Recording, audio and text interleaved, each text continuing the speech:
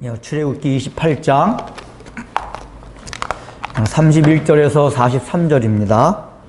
오늘 이 본문을 다 할 건 아니고 이제 좀 흐름상 전체 다 읽었고 실제 할 거는 28절까지 이제 하게 될 겁니다. 그 청색 겉옷 이제 그 부분을 할 건데, 이제 그 청색 겉옷 하기 전에 지난주에 우리 이제 요 제사장 옷에 대해서는 제 그림을 다 보여줬죠? 안 보여주신 분도 아마 주민자 본 적 있지, 그런 거? 제사장 옷? 사진상으로? 와서. 오늘 안 갖고 와가지고 나중에 보세요. 지난번 첫 시간이기 때문에 제가 전체 읽으면서 그 제사장이 입는 그 옷을 이제 보여줬습니다. 그 중에 이제 요 오늘 읽은 본문 30절까지 이제 15절부터 30절까지 내용이 뭐냐면은 제사장 옷 중에서 가장 중요한 겉옷에 입는 옷, 에봇이라고 했잖아요. 그죠? 그 에봇에 가장 제사장이 입는 그 속옷에 입는 겉옷을, 그러니까 부엌 앞치마 같은 거. 거기에 두 가지 기능이 있다고 그랬죠. 두 가지인 게 뭐라 그랬죠? 하나는 어깨에 달린 견대와 그 다음에 가슴에 보석, 12개 보석으로 이제 그 박아놓은 흉패, 그게 가장 중요했다고 했습니다. 그 흉패와 어깨에 달린 견대가 무엇을 의미한다고 했습니까? 다 어깨에도 보석이 12지파이를 맡긴 보석이 있었고 흉패에도 12보석이 있었다고 그랬죠. 이게 다 뭘 말한다고 했습니까? 이스라엘 백성이요, 오늘날의 우리 성도들을 말한다고 했습니다. 그래서 이거는 우리를 향한, 이스라엘 백성을 향한 하나님의 미쁘심, 신실하심, 그러니까 견대가 하나님의 신실하심과 미쁨을 증거하고 표현하는 것이라면은 가슴의 흉패는 하나님의 사랑을 말하는 거였죠. 우리를 향한 하나님의 애절하고 끊임없는 사랑, 보석같이 우리를 여기시고 존귀하게 여기시는 하나님의 사랑을 의미한다라고 우리가 이제 배웠습니다. 예, 복습하는 차원에서 그렇게 이제 한번 얘기를 드리고, 기억나시죠? 예. 자, 그러면은 오늘 이제 그 부분에서 좀 더 해드릴 게 있는데, 가슴 흉패 안에 지난 시간에 안 한 게 뭐가 있냐면은 우림과 둠밈이라는 거를 거기다 넣으라고 성경이 명령하고 있습니다. 우림과 둠밈이라는 얘기는 들어보셨죠? 그러니까 이제 그 제사장이 입는 옷 가운데 가장 겉옷에 에봇이 있는데 에봇에 어깨 견대를 메고 12개 보석으로 만든 그 이제 이 주머니 같은 흉패를 만드는데 그 안에다 넣는 게 뭐라 그랬죠? 우림과 둠밈을 넣으라고 했습니다. 그런 게 우림과 둠밈이 무엇인가 이제 하는 걸 우리가 좀 살펴봐야 됩니다. 이제 우림과 둠밈을 이제 구약 성경에서 이제 사실 이게 우림과 둠밈을 구체적으로 하나님이 누구라고만 얘기했지, 우림과 둠밈이 무엇이며 어떤 재료로 만들고 하는 것을 성경에서 말씀하시질 않았어요.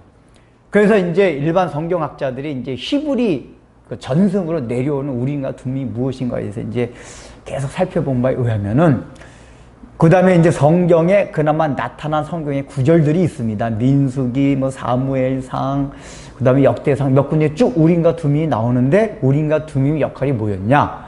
일종의 하나님의 뜻을 묻는 도구였었어요.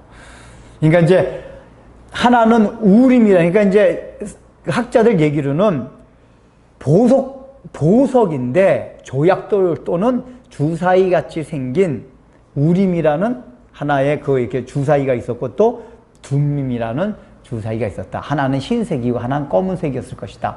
그러니까 성경에 정확하게 여기다 하나님께서 말씀을 해주시지 않았기 때문에 정확한 건 몰라요. 정확한 건 뭐냐면은 하나님의 뜻을 묻는 도구로서 사용이 되었다. 그래서 이제 이거 조금 더 자세하게 하겠지만은, 이제 사무엘상 28장에 보면은 사울이 블레셋이 쳐들어와서 사무엘이 죽었어요. 사무엘이 죽고 난 다음에 블레셋이 침공을 합니다. 침공을 하게 되니까 사울이 제사장 에봇을 갖고, 그러니까 제사장 에봇이라는 건 제사장 오게 해가지고 거기에 이제 제사장이 입는 옷에 에봇이 있잖아. 그 에봇 앞에 아까 말한 판결 흉패가 있단 말이에요. 그 주머니 안에 우림과 둠밈을 통해서 그걸 합니다. 그런데 이제 하나님이 당신의 뜻을 밝혀 보이지 아니하세요. 그러니까 성경에 뭐라고 말하고 있냐. 사울이 우림과 둠밈으로도 그 다음에 예언자에서도 꿈으로도 하나님이 나에게 뜻을 나타내 보이지 아니하신다 라고 얘기하고 나서 신접한 여인을 찾으러 갑니다. 그러니까 하나님의 뜻을 너무나 알 수가 없고 답답하니까 미래에 대한 불안감 때문에 그걸 찾아가요. 그러니까 원래는 우림과 둠밈을 통해서 하나님의 뜻을 알려고 했어요. 근데 또 이제 사무엘상 이제 36장 같은 데 가보면은 다윗 같은 경우는 적을 향해서 치러 갈까요 말까요 할 때 하나님께서 그래서 대제사장이 에봇을 갖고 오라고 합니다. 근데 하나님께서 그때 그 우림과 둠밈을 뽑을 때의 뜻을 알려줘요. 가서 치라. 알려줘요. 그 민수기에도 보면은 대제사장 엘르아셀의 판결 흉패 안에 우림과 둠밈을 통해서 내가 나의 뜻을 나타낸다고 이렇게 말씀해 주고 있습니다. 그 사이가 우림과 둠밈은 하나님의 뜻을 묻는, 그게 약간은 그러니까 제비뽑기 같은, 그러니까 형태상으로는 약간 제비뽑기 같은 형태상으로 추정을 해요. 정확한 건 몰라요. 어떤 건지. 하여간 하나님 뜻을 묻는 도구로 사용되었다. 그런데 이게 그 단어적인 뜻은 뭐냐 하면은 이제 역할은 그 기능과 역할을 했는데 단어의 뜻은 뭐냐면 우림은 뜻이 뭐냐면 빛이란 뜻이에요. 근데 둠밈은 뭐냐면은 완전함, 온전함 그런 뜻을 가지고 있어요. 그러니까 이게 뭐냐면은 원래 그 우리가 등대에서 성소에 나올 때 등대에서 빛이 나간다는 걸 했잖아요. 그러니까 이 빛이 하나님의 자기 당신의 뜻을 나타내는 계시라고 말씀을 드렸잖아요. 이게 신약 시대에 와서는 그 말씀의 완성이신 예수 그리스도고 그걸 통해서 비춰주는 계시라고 말씀을 드렸습니다.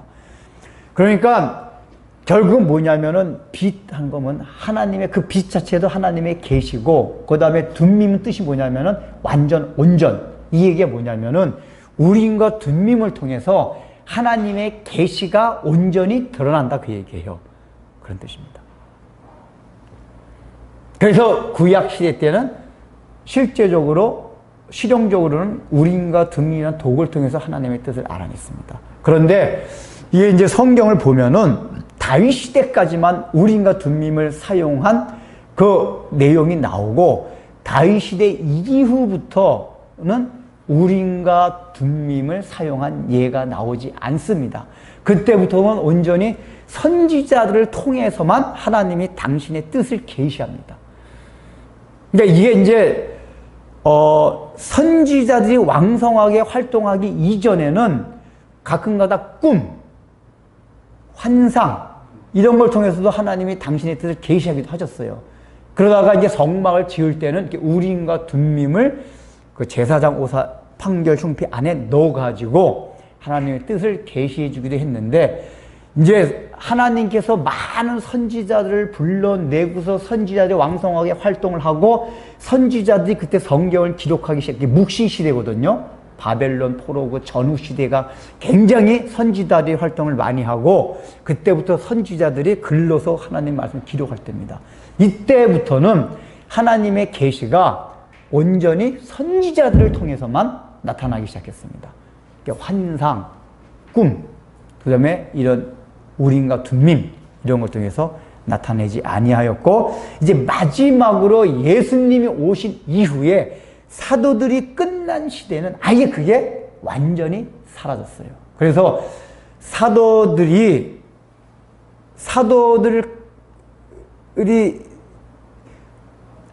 활동하던 시대 이후 속사도 시대부터는 어떠한 경우도 꿈, 환상 뭐 이런 걸 통해서 하나님이 나에게 계시하셨다면 다 이단입니다.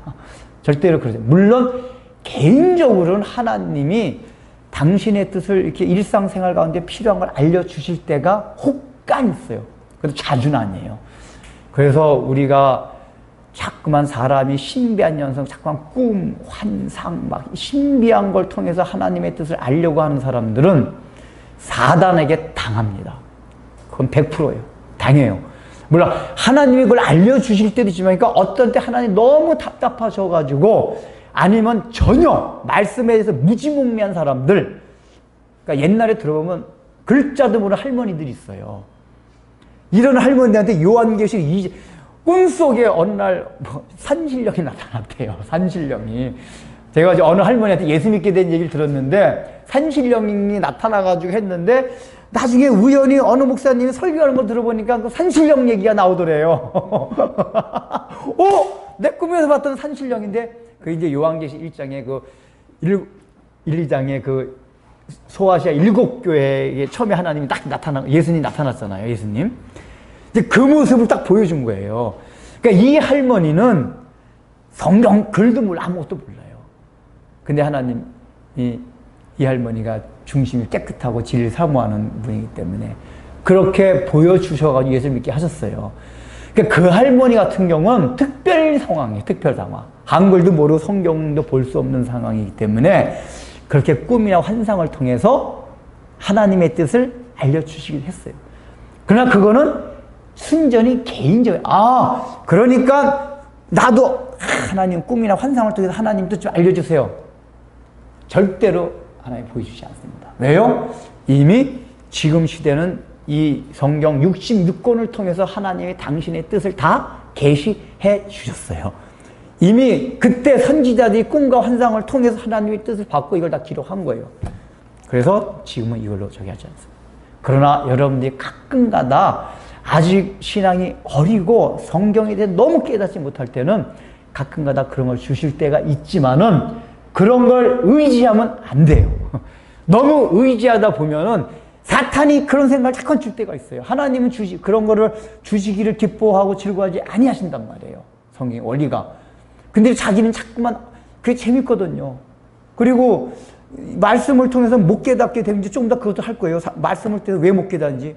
못 깨닫다 보니까 답답해요. 그러면 꿈이나 환상 같은 거 확실하잖아요. 그럼 하나님은 그 방법을 원하지 않기 때문에 안 알려주시면 누가 알려줘요?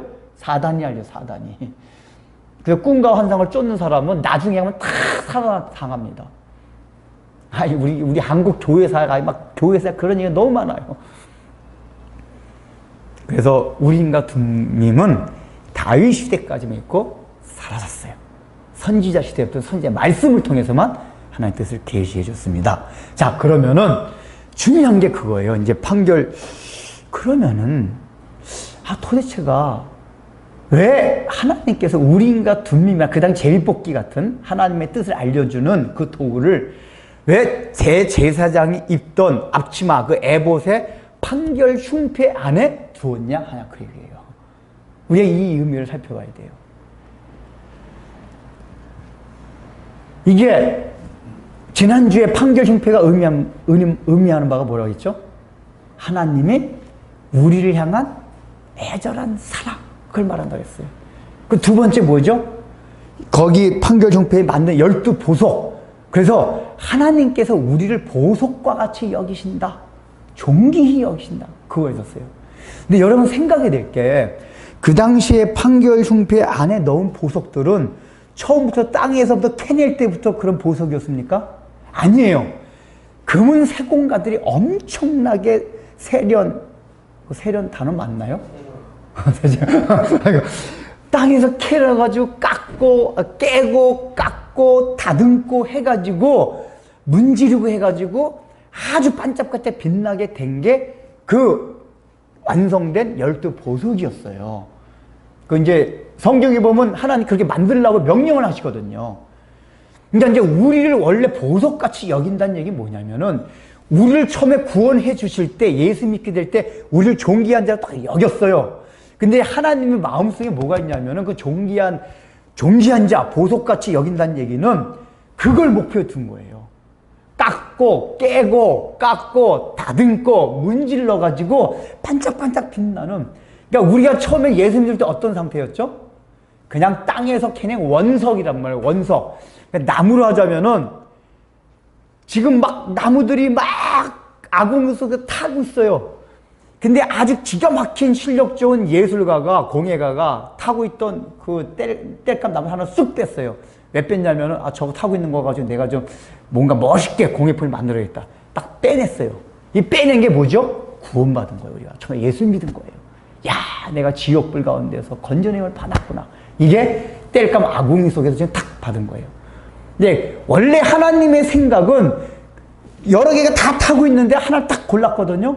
우린 참 우린 그래서 예수 믿게 됐다는 거, 지옥불 가운데서 구원받고, 이게 얼마나 하나님께 선택을 받고 사랑을 받고 존귀 여김을 받았다는 얘기예요. 근데 하나님의 더 기쁜 뜻은, 그 공예가의 더 기쁜 뜻은 뭐냐면은, 존귀 여겼다는 얘기는 뭐냐면은, 단순하게 거기서 아궁이 불 가운데서 건져냈다는 게 아니라, 자기가 생각하고 있는 거. 내가 내 그 실력, 아주 멋진 실력으로 기가 막힌 작품을, 예술 작품을 만들고자 한, 이게 존귀한 이 대상에 대한 생각이란 말이에요. 그죠? 그래서 그때부터 어떻게 하죠? 대패로 깎고, 문지르고, 쓸데없는 건 톱으로 깎아내고, 막 자르고, 이렇게 해가지고 그 공예가가 생각했던 아름다운 예술 작품을 만들어가요. 근데 이게 나무 입장에서는 어떻죠? 엄청나게 아픈 거예요. 지옥에 타들어갔으면, 지옥에 차라리 탑보였으면 몰랐을 걸 괜히 건져내가지고 이 고생시킵니까? 이런 얘기 해요. 타서 없어지면 몰랐을 텐데, 왜 괜히 건져내가지고 깎고 다듬고, 아파 죽게, 정으로 칠 때마다, 나를 왜 때리시나요? 그러겠단 말이에요. 이제 이게 보석도 마찬가지란 말이에요. 하나님은 그렇게 사랑하셨다는 얘기는, 존귀히 여기고 보석으로 여기셨다는 얘기는, 원래 보석같이 만들고, 근데 보석같이 만들려면 우리가 처음에 예수 믿게 됐을 때 그런 보석 상태가 아니었단 말이에요. 보석은 보석이에요. 근데 원석인 보석이에요. 다른 광물질이 많이 섞인 그런 보석이었단 말이에요. 그때부터 이제 세공가가 막 망치를 치고, 정으로 치고, 깎고, 다듬고 해나가는 거예요. 여기에 우림과 둠밈을 넣었다는 게 그거예요. 즉 우림과 둠밈을 통해서는 구약시대 때는 하나님 지금 적을 칠까요 말까요 이런 거 물어봤잖아요. 사울왕도 블레셋을 침공했는데 어떻게 해야 됩니까? 우리가 항복을 해야 됩니까? 싸워야 됩니까? 그러니까 그 당시 속에서는 구체적인 삶의 정황 속에서 하나님의 뜻을 묻는 도구로 우림과 둠밈을 사용했거든요. 그런데 원래 하나님이 우림과 둠밈은 하나님의 계시를 나타낸다고 그랬잖아요. 그러니까 나중에는 선지자의 말씀이 다 우림과 둠밈, 하나님의 계시고 하나님의 뜻이에요. 그런데 이걸 판결충패 안에 뒀다는 얘기는 뭐냐? 판결충패의 의미가 뭐라 그랬죠? 하나님이 사랑, 하나님이 우리를 존귀 여기고 보석으로 우리를 여긴다는 것이 판결충패 안에 들어있는데, 그 안에 들어있다는 건 뭐냐? 하나님이 우리를 향한 뜻이 무엇이냐? 보석같이 여기고 존귀 여기는 하나님의 뜻은 뭐냐? 우리가 하나님의 형상을 닮아가는 것. 깎이고 다듬고 문지름을 당해서라도 하나님의 형상과 같이 빛나는 모습으로 변화하는 게 성경 전체에 나타난 많은 선지자를 통해서 가르쳐준 구약시대에 있던 꿈과 환상과 우림과 둠밈이란 도구를 통해서 보여준, 가르쳐준, 알려준 하나님의 뜻이다 그 얘기예요. 그래서 실제로 역사 가운데서 하나님의 뜻을 물을 때에 내막 속에는 거기에는 그런 뜻들이 다 들어있어요. 예를 들면 이제 우리 아까 사울의 얘기를 들어봅시다. 사울이 실제적으로 이제 블레셋이 침공을 했잖아요. 이 사무엘상 28장에 보면. 그래서 우림과 둠밈으로 하나님의 뜻을 구합니다. 이제 구체적으로 아까 말씀드렸듯이 그 주사위 형태인지, 이게 뭐 보통 이렇게 막 흔들어가지고 탁 떨어뜨리면 뭐 우림 주사위가 나오냐, 둠밈 주사위가 나오냐, 뭐 이렇게들 얘기를 해요. 어떤 게 나오냐고. 근데 아무 반응이 없는, 흔들었는데도 아무것도 떨어지지 않아요. 이러면 하나님이 응답을 안 해주신 거란 말이에요. 그래서 사울이 막 답답해서 미칠라 그래요. 야, 블레셋은 침공을 하고 이거 어떻게 되는지. 사무엘은 죽었죠. 그전에는 사무엘한테 가서 물어봤잖아요. 그런데 지금 이제 사무엘도 없어요. 그래서 우림과 둠밈으로도 하나님의 뜻을 안 알려줘요. 그래서 아까 말했듯이 신접한 여인을 찾아갑니다.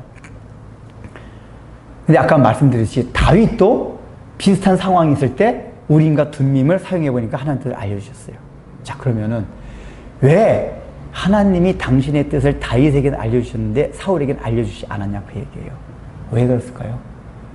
지금 사울과 같은 경우는 하나님과 교제가 그 당시에는 이미 끊어져 있는 상태였었어요. 끊어져 있었어요. 그러니까 다윗은 좀 인간적인 잘못은 있었지만은 늘 하나님 마음에 합당하게 하나님과 늘 교제를 하고 있었어요. 그래서 다윗은 끊임없이 하나님의 뜻이 무엇인지를 알고, 여러분 다윗이 성군이라고 하는 이유가 뭔지 아세요? 그 다윗이 그러니까 이게 윤리 도덕적으로 참 잘못해서 많이 했는데, 그러니까 이 성경이 말하는 하나님의 마음이 합당하다는 게 다윗이 굉장히 겸손한 사람이었습니다. 우리가 그 첫 번째 알 수 있는 게 뭐냐면은 사울 왕이 자기를 질투해서 이렇게 죽이려고 했잖아요. 몇 번이나 죽이려고 그러고 다윗이 그 자기를 죽이려고 쫓아다니는 사울을 죽일 수 있는 기회가 있었어요. 그럼에도 불구하고 다윗은 절대 그런 짓을 하지 않았습니다. 그리고 나중에 사울 왕을 죽이려고 하는 사람한테 말렸어요. 그 왜 그랬죠? 사울은 하나님이 세우신 사람이다. 그러니까 이게 다윗은 뭐냐면 인간적으로는 자기를 이렇게 핍박하고 하름에도 불구하고 하나님이 세우신 사람이기 때문에 그걸 존중. 그러니까 이건 뭐냐면 하나님을 굉장히 존중한다는 얘기예요. 그가 윤리도덕적으로 육신이 연약해가지고 간음도 범하고 그런 게 있었지만은 하나님을 존중하는 그 마음. 그래서 질투를 안 합니다. 결정적으로 그렇게 간음죄를 짓고 살인죄를 범했습니다. 그 입 싹 바르고 아닌 것처럼 하고 살아가고 있었습니다.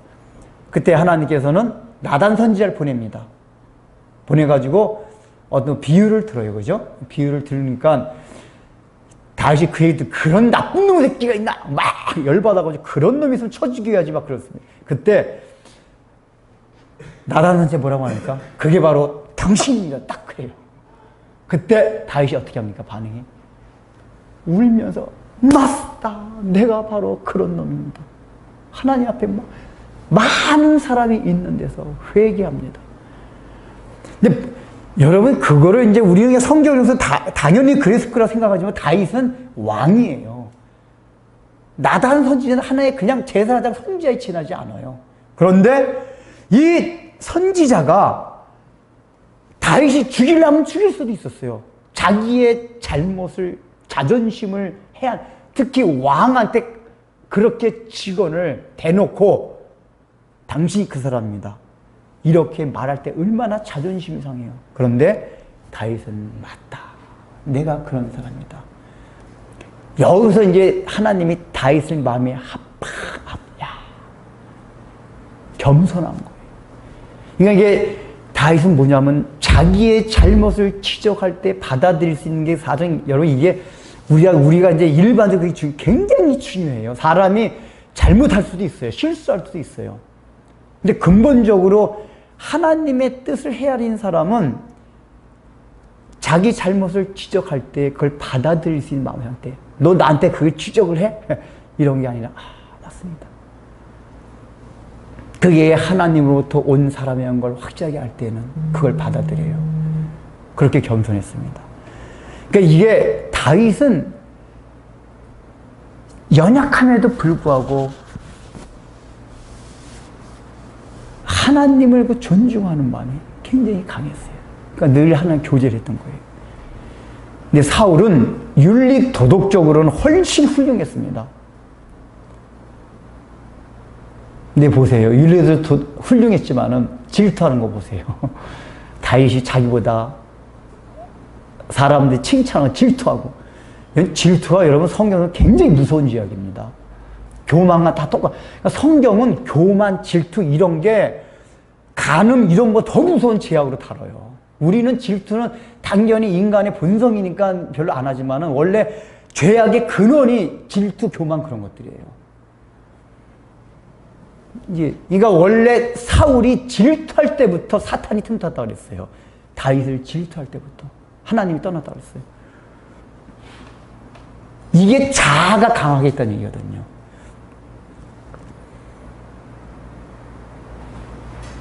그러니까 이 얘기가 뭐냐? 하나님의 형상을 닮아간다는 게 뭐냐면 먼저 이게 자기가 부인이 되는 것으로 시작한단 말이야. 부인이 되는 것부터.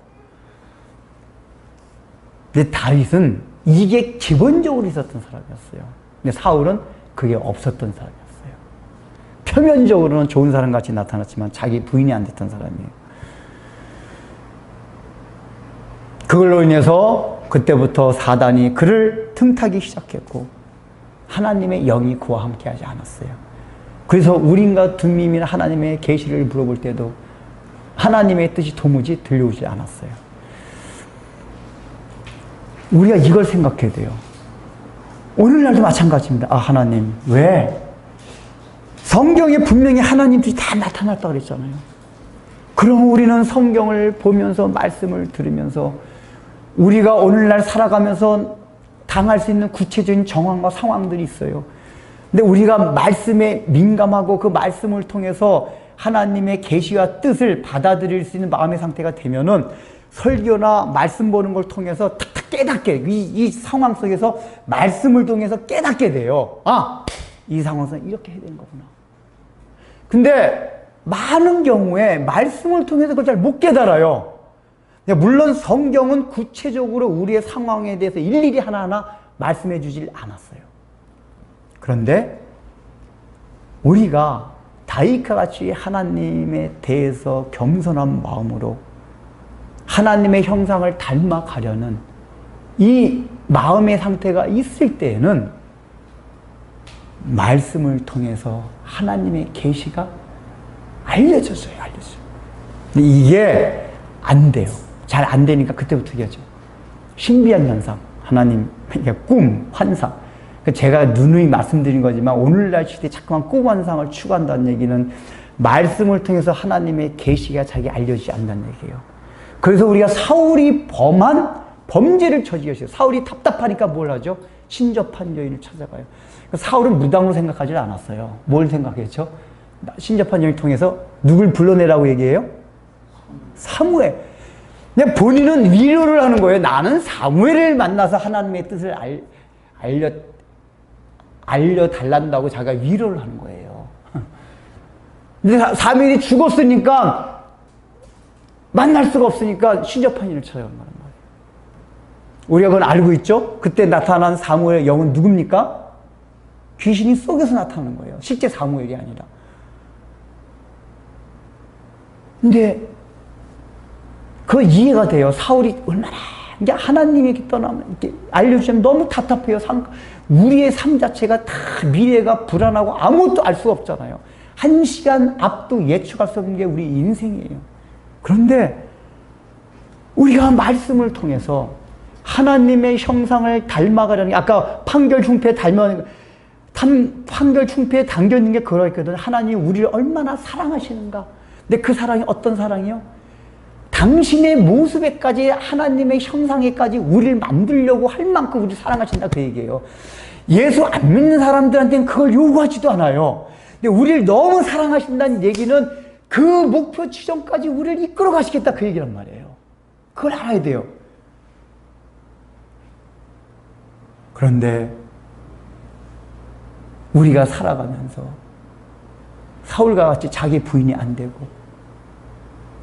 신앙의 목표가 다 뭐냐면은 이 땅을 살아가면서 하나님의 형상은 아무 관심이 없어요.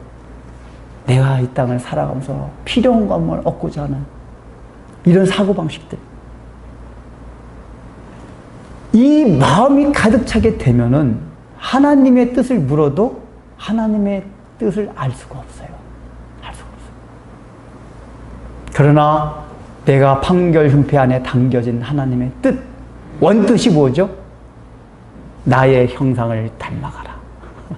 나의 모습을, 나의 자취를 따라와라. 이걸 목표로 하고 있는 사람들은 말씀을 딱 보고 설교를 딱 들으면은 자기 정황 가운데서도 다 열려요. 밝히더라고요.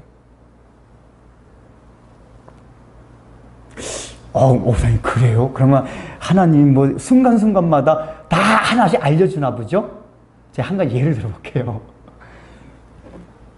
목사님, 그래요? 아니에요. 예를 들면, 하나님, 지금 A란 길로 걸어가야 됩니까? B란 길로 걸어가야 됩니까? 우림과 둠밈을 판결 흉피하는데 막 흔들어요. 어떤 게 하나님 뜻입니까? 뚝! 하는다. 그러니까 구약시대 아무것도 안 떨어지면 하나님 뭐 안 알려주시는 거예요. 뭐 어느 게 하나 떨어져야 돼요. 우림 하면 A, 듬밈 떨어지면, 듬밈 주사위 떨어지면 너 B란 길로 가라. 이걸 하는데 아무것도 안 떨어져요. 근데 오늘날 신은 어떠냐?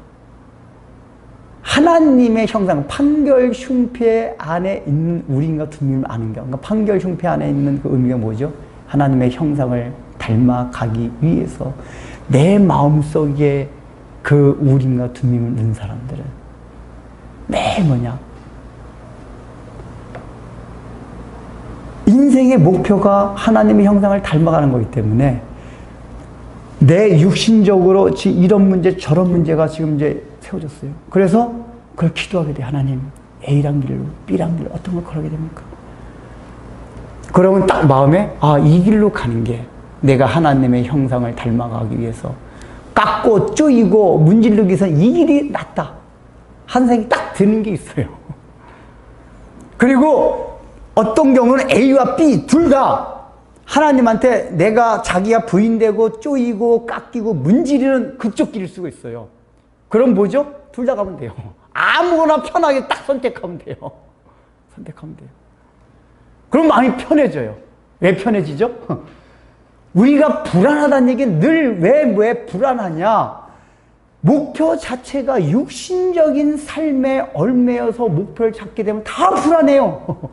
근데 우리가 예수 믿게 되었다는 건 인생 목표가 이제 바뀐 거예요.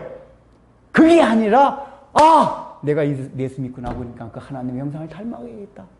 그러다 보니까 그 나머지 것, 우리가 육신적으로 살아가는 필요한 모든 것들, 돈, 건강, 뭐, 좋은 인간관계, 뭐, 가족, 등등등 직장, 이거 다 그냥 그렇게 살려면 이 세상을 살아가야 돼요. 죽은 다음에 그 기회가 없어지기 때문에 이 세상을 살아가면 육신이 살아가야 돼요.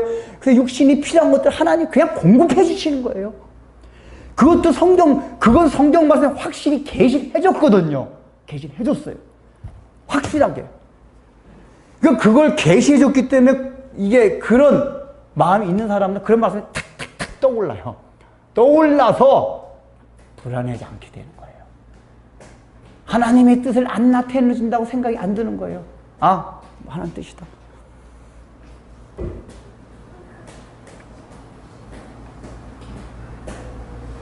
여러분 마음이 어떻습니까? 여러분이 기도하는 가운데 하나님의 뜻을 알지 못해서 답답한 것도 있지 않습니까? 나는 이렇게 기도에 응답이 안 됩니까? 뜻이 뭔지 알려주세요.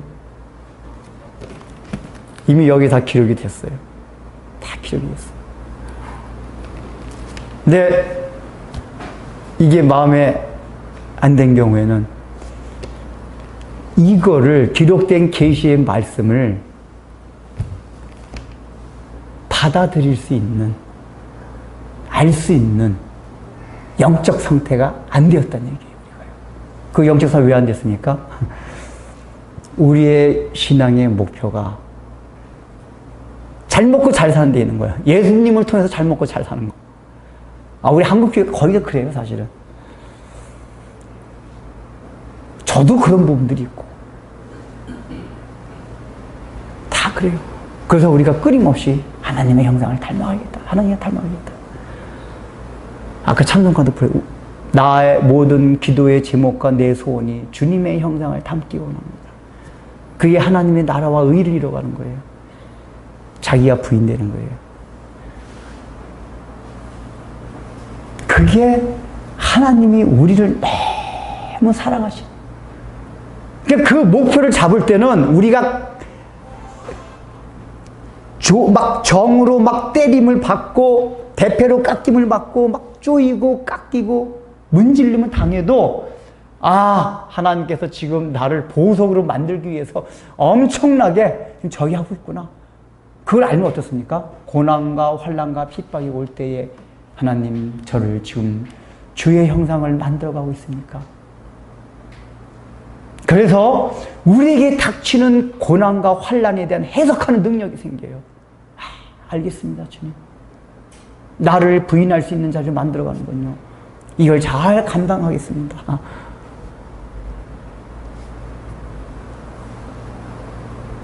그럴 때 기도를 딱 하면 하나님의 뜻이 탁탁탁 보이는 거예요. 보이는 거예요.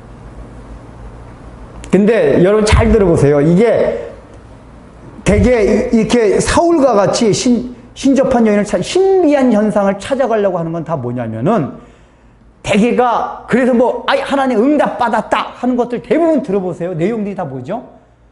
우리가 살아가면서 현실적으로 필요한 육신의 문제들이에요. 잘 생각해보세요. 그런 응답 받았다는 얘기들. 근데 그렇지가 않아요. 그러니까 여러분들 오늘 9시가 돼가지고 뒤에 부분은 원래 오늘 그 본문은 안 하고 이걸로 끝내겠습니다. 우림과 둠밈 굉장히 중요합니다. 우림과 둠밈 하나님의 계시를 알려준 주사위 제비뽑기 도구를 왜 판결 흉패 안에 넣어두었냐? 판결 흉패가 의미하는 우리를 향한 하나님의 사랑, 우리를 너무 존귀히 여기시는, 애절하게 여기시는 그 사랑 때문에 거기다 두셨다. 즉 하나님의 뜻은 판결 흉패 안에 있다. 그 뜻이 뭐예요? 우리를 너무 사랑한다. 근데 그 사랑 안에 담겨있는 게 뭡니까? 하나님의 형상에까지 우리를 보석처럼 원석인 우리를 완전한 보석, 정금같이 빛나는 순수한 보석으로 만들기 위해서 깎고 쪼이고 때리고 하는 게 우리를 향한 하나님의 사랑이다. 그거를 깊이 그 판결 흉패로 깊이 인식해야지 우림과 둠밈을 뽑을 때 하나님의 뜻을 착착착, 하나님께 이번에 탁탁 나온다. 그 얘기예요. 아멘? 앞으로 여러분들이 하나님의 뜻을, 하나님의 형상을 쫓아가는 그곳에서 찾아내시기 바랍니다. 기도하겠습니다. 하나님 아버지, 자, 우리는 예수를 믿었지만은 우리의 연약한 육신의 본성 때문에 우리들도 그렇고 우리 한국계 많은 대부분의 크리스찬들이 그저 하나님의 뜻을 알기 위해서 육신의 것만을 가지고 하나님의 뜻을 해야 하는데 얼마나 많이 있습니까? 그래서 하나님이 알려주지 않으니까 답답해서 꿈이나 환상, 뭔가 신비한 현상을 통해서 하나님의 뜻을 알려고 하는 때도 많이 있었습니다.